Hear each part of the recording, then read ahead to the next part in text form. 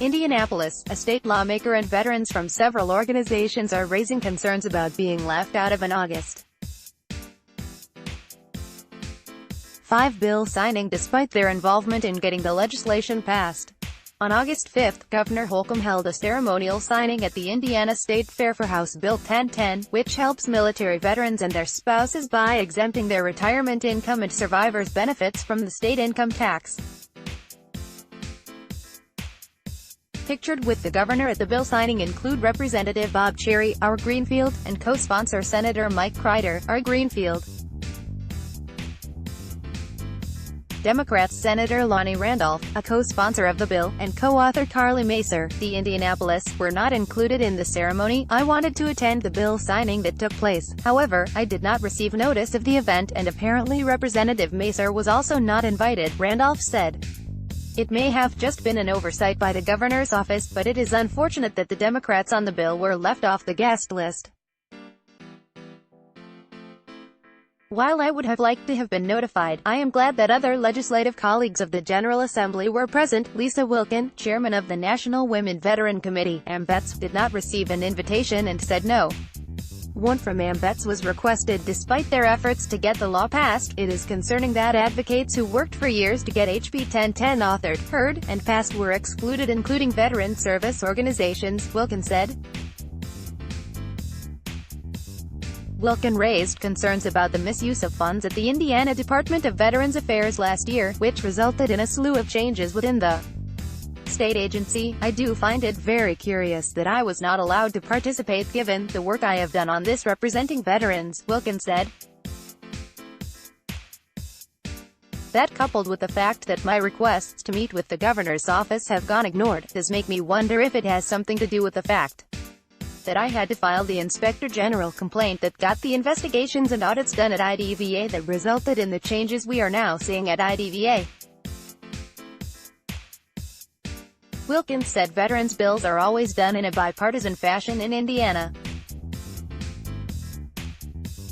Brigadier General James Bowerly, a vocal advocate for reform at the Indiana Department of Veterans Affairs, and his group, the Military Veterans Coalition of Indiana, worked with lawmakers and other groups to gather support for the HB 1010. Bowerly testified in support of HB 1010 in front of the Ways and Means Committee on January 16 and was invited in the August 5 bill signing, but noted the lack of veterans at the event. I received an email indicating there would be limited space on the stage because of the size. Turned out that many people were in attendance, Bowerly said.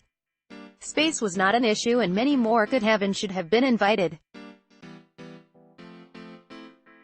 I was disappointed that no Democrats were present, which has always been the case in the past when I was at a bill signing. Bowerly said the governor's office can show its appreciation for those involved in the legislation by including them in the bill signing.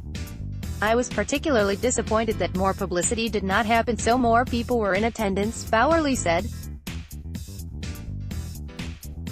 Turnout was poor for such an important law. New IDVA Director Dennis Weimer was present at the ceremony, but when asked about frustrations surrounding the event, Weimer said the governor's office planned the bill signing. Call 6 Investigates reached out to the governor's office, and Press Secretary Rachel Hoffmeyer said the event was open to the public and no one was told they were not welcome. There were space constraints at the location. Hoffmeyer said, "We had to make decisions. Our office invited the main author and the main sponsor of the bill, as well as the leadership. The leadership invited included House Speaker Brian Boesma, President pro tempore Roderick Bray, and the fiscal leaders."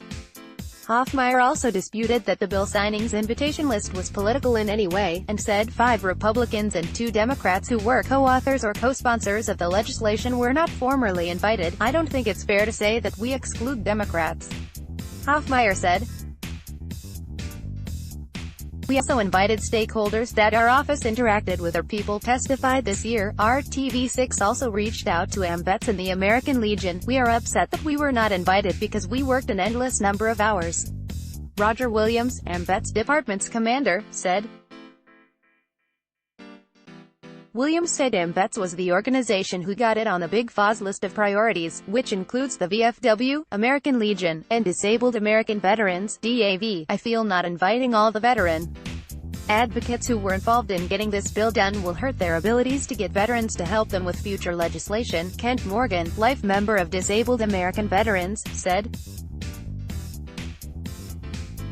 I was disappointed that Democrat legislators who were involved with this bill were not in attendance. Their vote helped to make HE 1010 bill possible. I have worked on this bill off and on for 5 years with my fellow advocates including Ms. Lisa Wilkin, who spent more time trying to move this bill forward. Ken Hilton, American Legion Commissioner on Veterans Affairs, said 3 representatives from the American Legion attended the bill signing. The American Legion was one of 4 veteran service organizations who worked hard to get that bill passed, Hilton said. Governor Holcomb mentioned during his speech, the Big Four. That include the American Legion, Disabled American Veterans, Veterans of Foreign Wars, and American Veterans Organizations. Our organizations are overseers in activities at the state level and national level when it comes to creating more and better benefits for our veterans and families, Rep.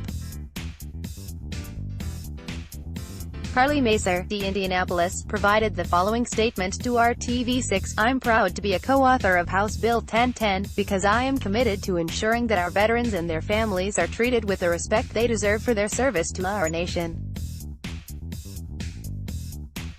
This bill signing and this legislation is not about me, it's about them. Our job is to continue to work hard on finding ways to better the lives of our veterans and their families. It's not about being a Democrat or Republican when it comes to our veterans, it's about getting the job done and making sure they have the tools they need and the resources they deserve.